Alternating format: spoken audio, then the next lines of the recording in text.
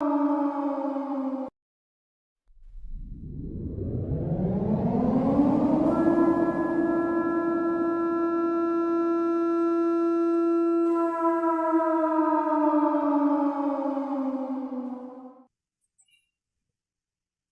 again, Christian greetings to all our valued listeners and viewers throughout the whole world, even more particularly to all Shepherd's Rod believers, and most especially to our beloved brothers and sisters in the United States of America. Special greetings to our brethren in Colorado, in Kansas, in Georgia, in Missouri, in Texas, Chicago, Illinois, Arkansas, California, and New York, and also to our brethren in Canada, Fiji Island, Mexico, Spain, and Africa, Kenya, Zambia, Pakistan, to the United Kingdom, to our brethren in Australia, and to our brethren in Malaysia, and to the rest of the 144,000 living saints scattered abroad.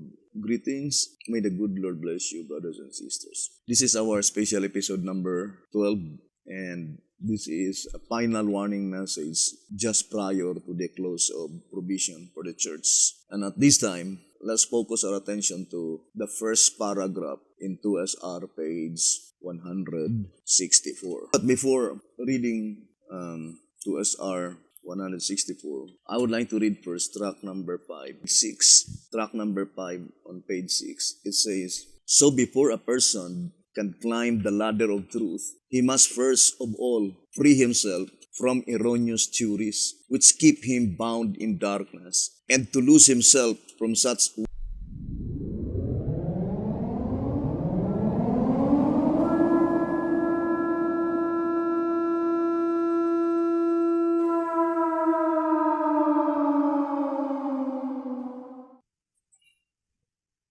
Once again, Christian greetings to all our valued listeners and viewers throughout the whole world, even more particularly to all Shepherd's Rod believers, and most especially to our beloved brothers and sisters in the United States of America. Special greetings to our brethren in Colorado, in Kansas, in Georgia, in Missouri, in Texas, Chicago, Illinois, Arkansas, California, and New York, and also to our brethren in Canada, Fiji Island, Mexico, Spain, and Africa, Kenya, Zambia, Pakistan, to the United Kingdom, to our brethren in Australia, and to our brethren in Malaysia, and to the rest of the 144,000 living saints scattered abroad.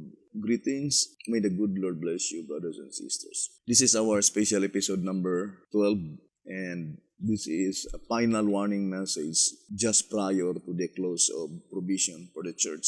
And at this time, let's focus our attention to the first paragraph in 2SR page 164. But before reading 2SR 164, I would like to read first track number 5, 6. Track number 5 on page 6. It says, "So before a person can climb the ladder of truth, he must first of all free himself from erroneous theories which keep him bound in darkness, and to lose himself from such weights of error, so as to reach the top step of the ladder of truth. He must carefully investigate and prove all things in open-mindedness." Track number 5 on page 6. So, here in answerer number 1, page 8, it says, "In view of these solemn realities, even now looming before our eyes, no longer, brother, sister, hide yourself in the darkness. Stand in the light, lest you stumble and fall and not be found. Come, take time, and let us reason together." And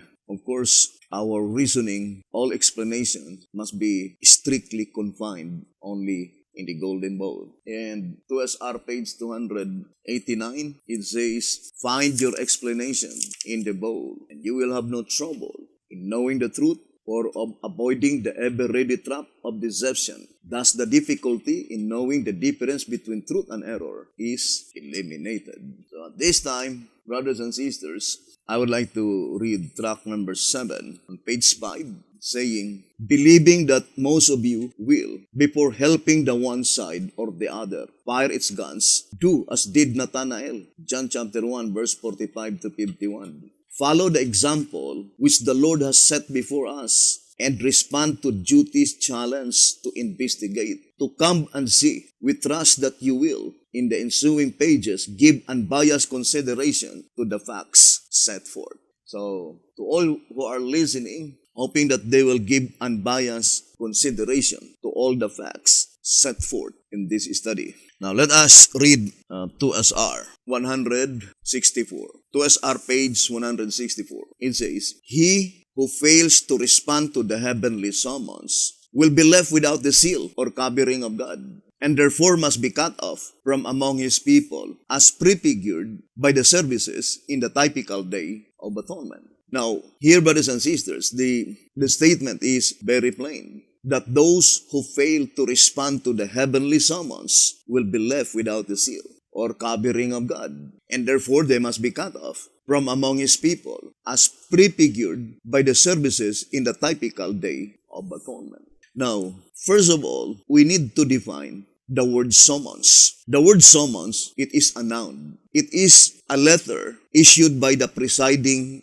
judge at chamber to someone of being allegedly accused of committing such a crime or offense, and he is invited or ordered by the court to appear on the court. On the earthly tribunal, if you will neglect or reject such summons, you will be charged by the court as contempt of the court. And after such rejection, the judge will issue warrant of arrest because you denied the summons issued by the presiding judge. Now, this one is called heavenly summons, coming from, of course, God the Father, the presiding judge in the most holy place. Now, I would like to read the statement on Adventist Activities Research Committee, page 15. It says, and how will he judge the living without a message declaring that their cases are now to appear before God? And then it says, and how will we know when it comes if we keep our eyes and ears closed? If we do not change our present state of mind, how shall we believe even if we should accidentally hear that the message is come? Then it says, would the judge of heaven condemn one without trial? And how shall he judge him without summons? I think that reading is easy to understand. That in this study, the heavenly summons is issued only during the judgment that pertains to the living. That statement in 2TG number 12, page 30, saying, to the people who must know that their cases are on trial, that statement is applied only to the living. Because at the time when the proceedings that pertains to the dead is on trial, such people that had been on trial on the heavenly sanctuary are lying unconscious in their graves. According to answerer number 3 on page 6, it says, it is evident, answerer number 3, page 6, it is evident that the investigative judgment of the dead affects only the heavenly sanctuary. This is doubly evident when it is remembered that the dead know not anything, but are lying unconscious while waiting in their graves for the resurrection day. Lying unconscious in their graves. And in the General Conference Special, the statement used by the Shepherd's Rod plainly told us that when the proceedings that pertains to the dead in General Conference Special, page 24, it says, it removes only their names because their bodies are non-existent. So at the time when the proceedings that pertains to the dead is going on in the heavenly sanctuary, the people that had been on trial, their bodies are no longer in existence, lying unconscious in their graves. And that is the reason why the shepherds have declared clearly that the judgment that pertains to the living is even more important. According to Jezreel letter number 2 on page 2. Let's read. It says, now since the message of the judgment for the living is of far greater importance than the message of the judgment for the dead, It is but expected that the Bible will have more to say about the latter than the former. This is so because the judgment for the living has to do with the living themselves, with the message bearers, rather than with the dead. In importance, therefore, there is no comparison between the two. But the question says, how will we get the message of the judgment for the living? The answer is clear to all. We will get it in the same way we got the one in 1844. Since it then came through inspiration and through God's own chosen instrumentality, it is certain that the original message, early writings, page 277, too, is to come in the same way, that is, by inspiration through God's own chosen agency. Indeed, truth is never revealed in any other way but by inspiration. Jezreel letter number 2 on page 2. Now, first of all, brothers and sisters, there is no other message that directly pointing to the judgment. That is Revelation 14, verse 6 and verse 7, which we call the first angel's message. It is the first angel's message, and it's very important to understand it completely. Now, in 1 SR 156, it says, 1 SR page 156, note the verb come is in present tense, just as in Revelation 14 verse 7, saying with a loud voice, fear God and give glory to Him, for the hour of His judgment is come. We as a people hold that the verb come was inscribed in present tense because the judgment in heaven took place at the end of the 2,300 days of Daniel's prophecy in 1844. But it was not understood until after the prophetic period had passed. Therefore, God did not intend to make the judgment known until after the hour had come. For this reason, inspiration inscribed the occurrence in present tense is come in order to be grammatically correct.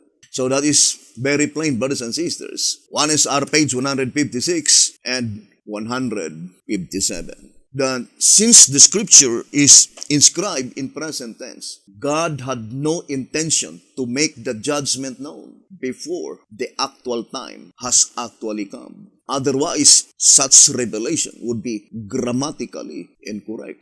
Now, B.T. Hotep died before the event. He himself declared clearly in track number 3 on page 43. Track number 3 on page 43, it says, as the cleansings called for in the parables and in Malachi's prophecy have never taken place, the investigative judgment of the living is obviously then yet future. And that was in 1934 when he declared that the judgment of the living is still future in the days of B.T. Hotep. And in answerer number 2, and that was in 1944. Let's read. Answerer number 2 on page 93, it says, although we are still in the time of the judgment of the dead. Answerer number 2, page 93. And the testimony of the prophet made it so plain that he has no knowledge when the judgment that pertains to the dead will close and when the judgment that pertains to the living will begin, either exact or approximate. Here in answerer number 1, page 94, it says, in the statement in question, the rod has no reference to the investigative judgment. The message sets no date, either exact or approximate, for the closing of the judgment of the dead or for the beginning of the judgment of the living. So it was guaranteed by the prophet that B.T. Hotep did not set any date when the judgment that pertains to the dead will close and when the judgment that pertains to the living will commence. He has no knowledge concerning about it, either exact or approximate. Why? Because such knowledge cometh only from God. And God has no intention to make the judgment known before the actual time had come. Otherwise, such revelation would be grammatically incorrect. But the prophet himself declared in 2 SR 164, let's read again the statement. It says, but when our high priest shall begin the atonement for the living, so this atonement is for the living, no longer for the dead. 2 SR 164, it says, but when our high priest shall begin the atonement for the living, there must be a message of present truth. The statement, there must be a message of present truth, plainly indicating that Jesus Christ will not begin the atonement for the living without sending the message of present truth. In 11 Symbolic Code number 3, page 5, it says, present truth comes only from God. So the statement, but when our high priest shall begin the atonement for the living, there must be a message of present truth. That present truth is intended to the living. brethren, the entire generation from creation down to the general close of provision was divided into 7 periods, illustrated by the 7 seals. And each seal, there must be definite and specific present truth. And accordingly, the seventh, here in 2SR page 202, but the 7th sealing period, being the last, must concern the living. So, the present truth under the 7th seal is addressed to the living, addressed to the saints that will no longer to taste death. Bidhi-Hotep, of course, expected to be among the living saints, but we know he died. Not only Bidhi-Hotep, as well as Sister White, both of them expected to be among the living saints. But the statement in Answerer number 5, page 89, saying, since she died, she could not be a part of the 144,000. The same with Bidhi-Hotep. But 100%, God knoweth beforehand that Bidhi-Hotep will die. And there is no reason for God that He will bestow the present truth under the 7th seal, by which that present truth is concerned only the living. In 1SR page 28, it says, according to these scriptures, we are plainly stated, we must conclude that the saints of God are sealed with present truth in all ages. And whatever that present truth is, that is the seal. And since the 7th period is a sealing period, there must be present truth under the 7th seal. In 2SR 215, it says, as the 6 seals have reference to 6 periods in which the saints were sealed, the 7th must also apply to a sealing period. Otherwise, it cannot be called 7th seal. 2SR 215. Therefore, the 7th sealing period, there must be present truth. And that present truth, brothers and sisters, is what decides our eternal destiny. And here, 2SR 164, it says, but when our high priest shall begin the atonement for the living, there must be a message of present truth, sounding of the trumpet, urging everyone to lay hold on the Lamb of God, which is Jesus Christ, by which only can he in figure come to the sanctuary, confess his sin, and secure his life. Unless the close of the judgment for the dead and the commencement for the living be made known to us, we would have no present truth while the judgment for the living is in session. Neither would such judgment be legal or just. He who fails to respond to the heavenly summons will be left without the seal or covering of God, and therefore must be cut off from among his people, as prefigured by the services in the typical Day of Atonement. We need to sincerely study 2SR 164 and honestly grasp the true meaning of what the word of inspiration is saying. Because if we will twist, we are only working against our own eternal welfare. Without any doubt, if you will only study 2SR 164, you can understand that the heavenly summon, that is a message that informs us that the judgment that pertains to the dead is close, and the judgment that pertains to the living is in progress. The statement is says, unless the close of the judgment for the dead and the commencement for the living be made known to us, we would have no present truth, while the judgment for the living is in session. And then it says, neither would such judgment be legal or just. And God is a God of justice. How could it be such judgment is illegal and unjust? No justice at all. That is what a statement in an Adventist Activities Research Committee saying, would the judge of heaven condemn one without trial? And how shall he judge without first sending summons? There must be heavenly summons. But the fact is that if you fail to respond to the heavenly summons, you will be left without the seal or covering of God, and therefore must be cut off. According to this reading, it can easily be understood that the heavenly summons is served during provisionary time, by which there is still a chance to be sealed. Of course, only those who respond to the heavenly summons, because there are only 2 classes of people in that reading. Those who fail to respond and those who responded to the heavenly summons. What is the message of the heavenly summons? Come to the sanctuary, confess your sin to secure your life. Why is it that inspiration inscribed it in singular form? Brothers and sisters, to confess our sin, there must be a specific sin by which we need to confess. I would like to read first to us our page 219. It says, while the judgment for the living is in progress, every sin must be confessed and put away. He who would neglect this great privilege will find himself involved in everlasting ruin, cut off from among his people. Ignoring this most vital subject would not profit us in the least. But in what way? That you will know that the judgment for the living is already in progress. That is the question. That is why it is a life and death matter. Saying, well, the judgment for the living is in progress. But the question, in what way that you will be able to ascertain that the judgment for the living is in progress? That the judgment that pertains to the living is in session. Now let us read 2TG number 12 on page 29. 2TG number 12, page 29. It says, the only difference, you see, is that Daniel was shown the judgment being set up, whereas John saw it in full session. The revelation, moreover, in the following verses, again and again, endeavors to make us see that the event there portrayed is the judgment in session. You see, Revelation 14, verse 7, the event portrayed in that verse, the judgment is in session, saying, fear God and give glory to Him, for the hour of His judgment is come. And I saw thrones, John declares, and judgment was given unto them. Revelation 20 verse 4. Then it says, John truly paid it as a prophecy. But when it actually takes place, then God's agency on earth, there must be agency of God on earth. What is that agency of God? The spirit of prophecy in the church is to proclaim that the event has actually taken place.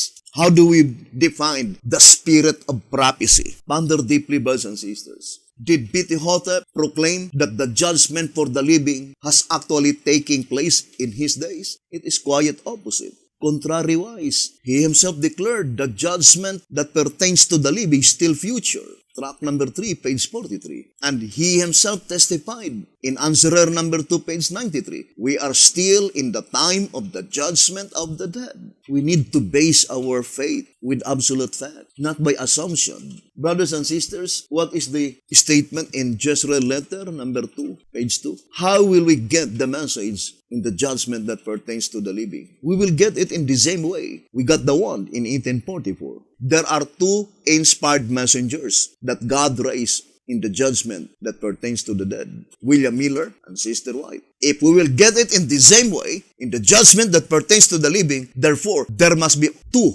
divine inspired messengers that God would raise. And I do fully believe that that must be antitypical Elijah John the Baptist, which is B.T. Hotep, and then antitypical Elijah that is, because there is no other promised prophet as recorded in General Conference Special on page 39. I would like to read General Conference Special, page 39. It says, in fact, the three angels' messages are applicable to the judgment for the dead only indirectly. For the judgment for the living is the all-important event. That is, the angel is not sent particularly to explain what the judgment does to the dead, but what it is to do to the living. Then it says, so we see that the more we consider the subject, the more obvious becomes the truth that the third angel's message in its final phase is the judgment for the living, the harvest. Plainly then, the work of Elijah is to give light on the judgment for the living. B.T. Hotep had been raised by God to explain what is the judgment that pertains to the living. But to announce the commencement of the judgment for the living, it was never been bestowed by God unto him, due to the fact that he died before its commencement. And he himself, the prophet himself, says that God has no intention to make the judgment known before the actual time had come. We know that there are many false expectations of the prophet. Now, brothers and sisters, we need to seriously study this subject before everything is too late. While there is still a chance that Jesus Christ could listen to us. You know, in this subject, if we could be able only to understand the plan of redemption, we can really appreciate God's goodness, the loving kindness of God. Now, I would like to introduce to you all the statement given in the Shepherd's Rod publications concerning the judicial proceedings that took place in the heavenly sanctuary. Now, let me read to you the statement in track number 15. It says, track number 15, page 13. Both seers distinctly declare that the event which they saw was the judgment. The difference between the two scenes is that Daniel was led to look into the sanctuary while preparations were being made for the judgment to convene, whereas John was led to look into the sanctuary after the judgment had been set up. In fact, John not only saw the judgment in progress, but he saw the whole proceeding from start to finish. Do we believe this statement? That John the Revelator, in his vision in the island of Patmos, God revealed to him the whole proceedings in the heavenly sanctuary from start to finish. In 2TG 24, page 23, it says, let us be God's real people, logical thinkers, and not bait hunters. Honestly, brothers and sisters, would you think such proceedings in the heavenly sanctuary will be revealed by God to His people after the proceedings are completely finished? That God would reveal the entire proceedings in the heavenly sanctuary after the time by which there is no more chance for us to accept the message because probation closed? It would be illogical. And that's why I do fully believe that this reading in track number 2 on page 12 can be applied to the entire Bible, saying, never has this symbolical prophecy been understood by any people, and never could it have been fulfilled and not been revealed. That is the character of God. God will not allow that such prophecy will be fulfilled without first revealing the importance of such prophecy. Then for what purpose they have been written? I remember the statement in answerer number 2 on page 75. It says here, these prophecies must therefore be revealed in order to strengthen the church in her final warfare. Otherwise, for what purpose were they written? The prophecies must be revealed. And the voice of inspiration says here in 2TG number 12, page 30. 2TG number 12, page 30. The revelation, therefore, is to be more fully understood during the judgment of the living. That is the promise. The statement, it will be more fully understood when? In the period of the judgment that pertains to the living. And Bitihotep died in the period of the judgment that pertains to the dead. But the promise was, the book of Revelation will be more fully understood during the judgment of the living, in the last generation of man, to the people designed by God to be translated to heaven without seeing death. And this is the very message that we are introducing to all our fellow Shepherd's Rod believer. Since you are Shepherd's Rod believer, there is no reason for you that you will not listen to this message, because our message is strictly taken from the Shepherd's Rod. I remember this statement in 2SR on page 245.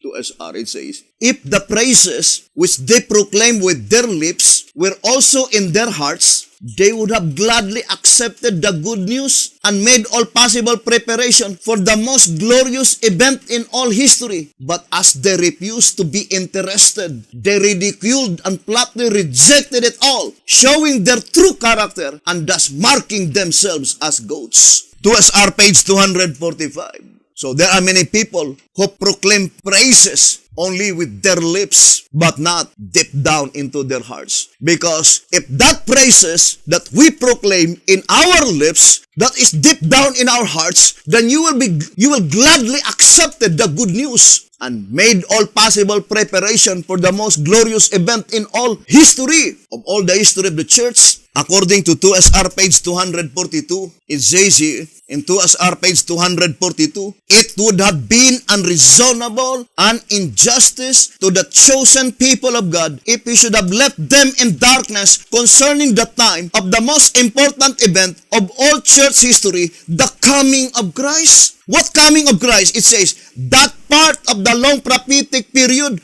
of the 2,300 days or years of Daniel 8:14. What coming mentioned in Daniel 8 verse 14? By which, according to that reading, it is unreasonable and injustice to the chosen people of God if God would let them in darkness concerning the time of the most important event of all church history, the coming of Christ brought to view in Daniel 8:14. What coming is that? To SR page 184, it says, the coming of Christ as our high priest to the most holy place for the cleansing of the sanctuary, brought to view in Daniel 8 verse 14. What is the coming of Christ mentioned in Daniel 8:14? The coming of Christ into the most holy place. And that is why the shepherd says that if God revealed the commencement of the judgment that pertains to the dead, then there is no reason that God would not reveal the commencement of the judgment that pertains to the living. And such revelation is called by inspiration as the heavenly summons. Now let's read to us our page 220. It says, is there any way whereby we can determine the time of the opening of the seal and the commencement of the judgment for the living? If God so faithfully revealed to the living the commencement of the judgment for the dead, it cannot be possible that He would keep secret the time of the judgment for the living. If He did, we would have no present truth in the time of the last seal. What is the last seal? The seventh seal. Neither could there be justice in such secrecy, nor could such judgment be legal. Therefore, a revelation of the judgment for the living is of as great importance as the revelation of the gospel itself. For the judgment, blotting out the sins, is the crowning act in the gospel of Christ. Thus we conclude that when the seal is opened and the judgment for the living begins, we must know it. The day of atonement in its type proves the same. For the Israelites were well informed of the event, their duty, and the consequence. That is a guarantee. God would not begin the atonement for the living without telling them that their cases in the heavenly sanctuary are now on trial. And that is the most damaging darkness that the devil could see, according to White House Recruiter. I would like to read pages 31 and page 32. It says, let us not, however, forget that there is an enemy who is determined to keep God's people in darkness, in ignorance of timely truth. And what more damaging darkness could he seek to keep them in than in ignorance of that which God would have them to know? While their judgment is pending, while they are being weighed in the balances of the sanctuary, none, absolutely none. That is very plain. There is no such prophecy that the devil will counterfeit such revelation. That is one of the most important things that we need to understand. Because the sanctuary doctrine is fully protected and guarded by God. That's what it means in Revelation chapter 5, verse 1 to 5.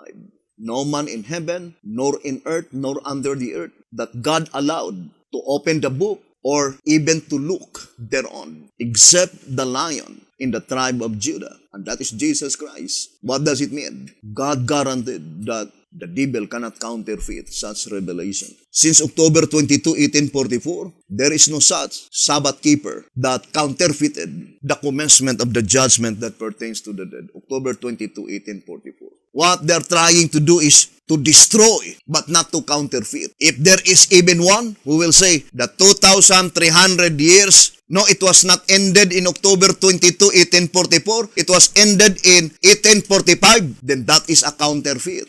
But God did not allow to avoid confusion. How much more in the judgment that pertains to the living? So the voice of inspiration says, there is no more damaging darkness that Satan could seek God's people in ignorance, in total darkness. It is concerning the proceedings in the heavenly sanctuary, when their cases are on trial and they have no knowledge concerning about it. The shepherds are declared clearly in tract number 3 on page 54. It says, for when a person's judgment is pending, and he is unaware of the fact, he will be unprepared and unable to stand when his case is investigated.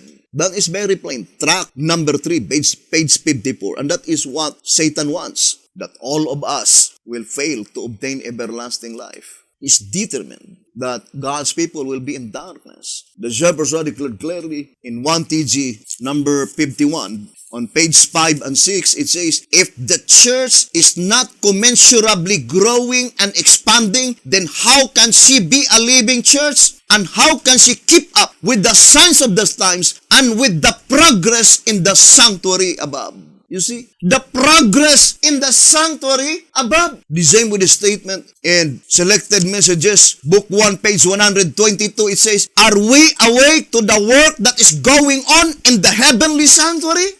Are we awake to the things that is going on in the heavenly sanctuary? Ponder deeply, brothers and sisters. And would you think it is the work of the devil to inform everyone? It says here in volume 6, page 404, Brethren, to whom the truths of God's word had been opened, what part will you act in the closing scenes of this world's history? Are you awake to these solemn realities? Do you realize the grand work of preparation that is going on in heaven and on earth? Do we realize the grand work of preparation that is going on in heaven and on earth? The voice of inspiration says, we are not saved in groups. Here in the great controversy, in 490, it says, the work of preparation is an individual work. We are not saved in groups. The work of preparation, it is an individual work. But I would like to read this statement in 4 BC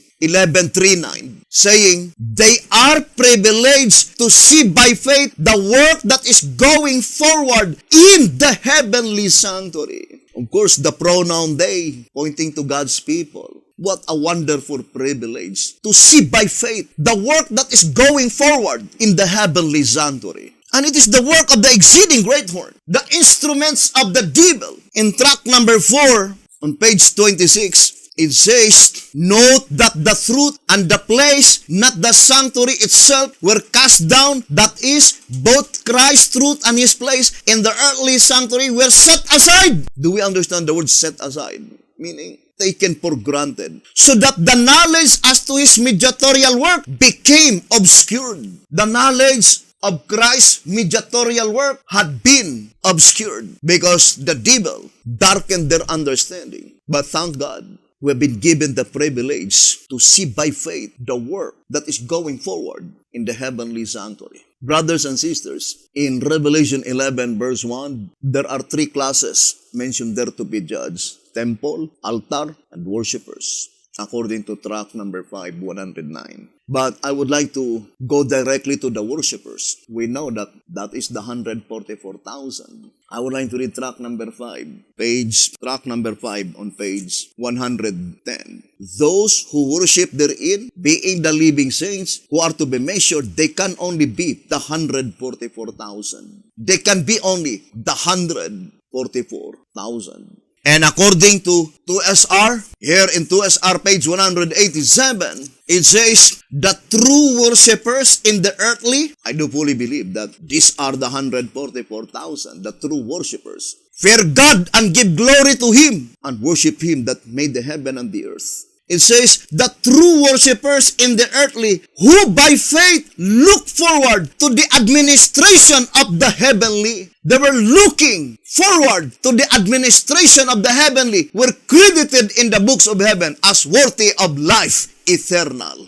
2SR page 187. And this is the very message that we are now introducing to all our fellow beloved Shepherd's Rod believers. We love you, brethren. For us, it doesn't matter. For example, you will say, we are the true movement. There is no other movement. We are the true movement. Okay, you are the true movement. For us, it is not a thought of robbery. Our only desire is to inform everyone that the work of Jesus Christ in the heavenly sanctuary is going forward, that pertains to the living, and it is about to be finished. And we will show to you that in this study, if you could only comprehend, you can appreciate the love of God, that we are saved by His great mercy. Even when we reach the kingdom, no, we will not be brought there because we are good. The Shepherd's Rod says, it's so because God wants to vindicate His name. Let's read that statement, I think in 2TG. God would not deliver us. God would not brought us to the promised land. It's so because that we are worthy. It's so because that we are good. 2TG 46:37. Note how clear these verses make the picture that what God does for His people, He does not because they are worthy of it, but for the sake of His own name. That He does it not before, but after He takes them out of all countries. There's a statement saying, not because that they are good. Our good works, no, in the sight of God, it is just but a filthy rags. Isaiah 64 verse 6. It is just but filthy rags. And that is why the shepherd's son says, our good works alone, in reality, in the sight of God, it is just but a filthy rags. It says in 1 TG 12:27, our so-called good works alone will not lead us out of Babylon, but our understanding the truth for this time and implicitly heeding God's call will. Implicitly heeding God's call. So, brothers and sisters, I would like to read this reading in 1 TG 28, page 12. 1 TG 28, page 12. Indeed, the important thing is not how good or how bad we are or have been, but how susceptible and submissive to present truth we are now while it unfolds. The real burden of our prayer should be that we catch a vision of the truth that makes free if accepted as the scroll and rules. 1 TG 28, page 12. Now, I would like to illustrate, brothers and sisters, the heavenly summons with the earthly summons. For example, the summoner give you the letter coming from the judge at chamber, the summons. You received the summons, but you did not open it. You did not read it. It is useless. How much more if you received the summons and then burn it to fire? Still useless. And not only useless, you deprive yourself to protect your dignity. Whatever the accusation written in that summons, you forfeited your chance to show yourself. Although in this instance, in the heavenly summons, we have nothing to justify our own lives because in the sight of God, our good works, nothing but filthy rags. But the only reality is that however bad we are, if we'll only humble ourselves and come to the sanctuary where Jesus Christ is there, He promised that He will be our advocator, that not even one that will come to Him will lose. All our cases will be won victoriously together with Him. What we need is just to respond to the summons, come to the sanctuary, confess our sin to secure our lives. We will continue this subject, and the next episode, we will now begin to open the letter, the heavenly summons. We just inform you that there is heavenly summons. It's up to you if you will open and read the summons. Open the envelope, then begin to read so that you could understand what God the Father wants us to know, by which the devil wants us to reject. Thank you very much. May the good Lord bless you and have a beautiful, wonderful evening.